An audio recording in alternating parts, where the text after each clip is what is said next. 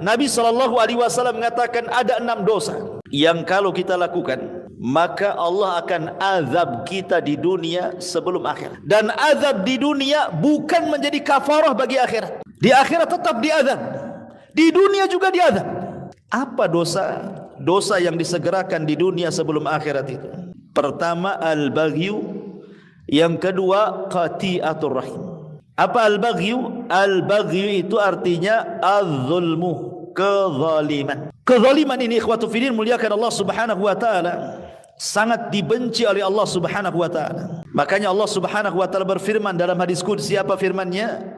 Inni haramtu zulma ala nafsi wa ja'altuhu muharraman bainakum fala tadhalamu. Kuharamkan kezaliman kepada diriku dan kuharamkan kezaliman pula bagi kalian. Yang kedua, qati'atur rahim. Yang akan disegerakan hukumannya di dunia sebelum akhirat adalah orang yang memutuskan silaturahim. Dan yang paling besar dari memutuskan silaturahim adalah uququl walidain. Ketika seorang anak durhaka kepada orang tua, maka hukumannya akan disegerakan di dunia sebelum akhirat.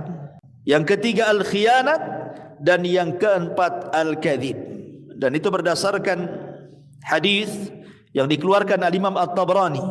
Tidak ada dosa yang lebih patut untuk dipercepat siksaannya oleh Allah terhadap pelakunya di dunia sebelum di akhirat, kecuali orang-orang yang memutus silaturahim, berkhianat dan berdusta. Kemudian juga yang keempat yang disegerakan hukumannya adalah al-kadzib, dusta. Dan dusta ini disebutkan dalam hadis Nabi SAW, yahdi ilal fujur, mengarah kepada fujur, keburukan. Wal fujuru yahdi ilan nar, dan keburukan itu mengarah ke neraka. Yang nomor 5 adalah mahabbatu isya'atil fahisha, suka menyebarkan habar-habar buruk. Allah Subhanahu wa taala mengatakan dalam surah Nur ayat 19, sesungguhnya orang-orang yang suka tersebar keburukan di tengah-tengah orang yang beriman, bagi mereka azab yang pedih di dunia dan juga di akhirat. Di dunia dapat azab, di akhirat dapat azab, dan Allah mengetahui dan kalian tidak tahu. Dan ini penyakit yang sekarang menyebar nih, yang kelima.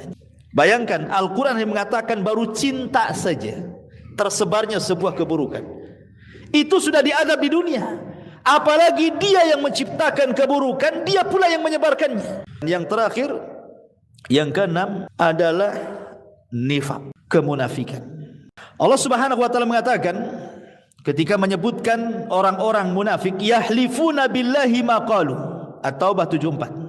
Orang-orang yang mereka bersumpah dengan nama Allah apa yang mereka katakan, dan sungguh mereka telah mengatakan dengan kalimat kekufuran, dan mereka telah kufur setelah keislaman mereka. Dan orang-orang munafik di zaman sekarang tersebar, ikhwan. Masya Allah.